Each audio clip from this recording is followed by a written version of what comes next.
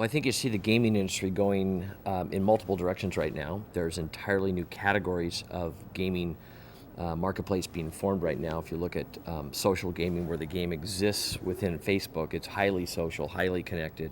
The game itself exists within the parameters of your Facebook activities.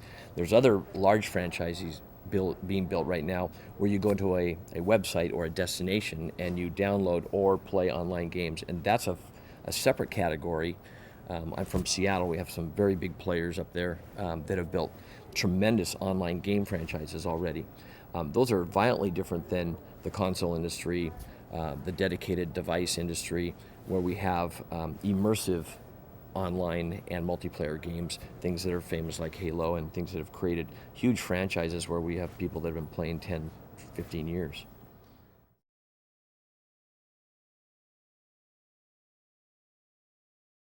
Well, I think you have to be careful because all these different game market spaces have a different level of concentration on the game experience itself. Some of the social gaming are very, very simple games by design, and they'll admittedly say they're not much of a gaming company, but more of a Web 2.0 and marketing company. So they're really paying attention to traffic and message flow and trying to optimize things. That's in stark contrast to the traditional game developer that wants to make a connection with the gamer through story arcs and character development and the game mechanics.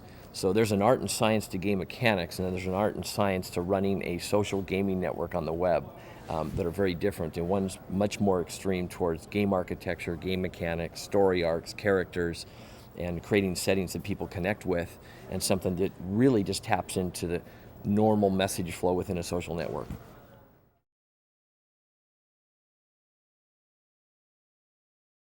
Well, I think regardless of what time of game category you're pursuing, we've cut the cord. And we've cut the cord on many other experiences. I prefer to use my Facebook client on my Apple iPhone than I prefer to go to the website. It handles all the functions I want to maintain and manage and keep up to date, but it's with me all the time, and it's just that much more convenient. I think similarly, it doesn't matter what kind of game you prefer, a social game, a puzzle game, or something that's deeply immersive, even first-person shooters and RTSs. You have now cut the wire, and we have a device for you. If it's not here, it's coming. And we have a connectivity for you, and that's coming as well. So whether it's an Apple iPhone, a PSP Go, a DSi that has connectivity, the myriad of netbooks that are going to undoubtedly hit the market this Christmas, we will have every form factor probably covered. The consumer will decide what form factor they like best. But we won't have to find their couch at home, a cold, pizza in front of us, and have to recline to go and maintain our game experiences. I think it's up to us to figure out what type of services the mobile user wants to engage in. They may want to engage in full gameplay while they're mobile, or they may just want to organize their games and prepare themselves for gameplay later and schedule them. And it's up to us to make all those things happen.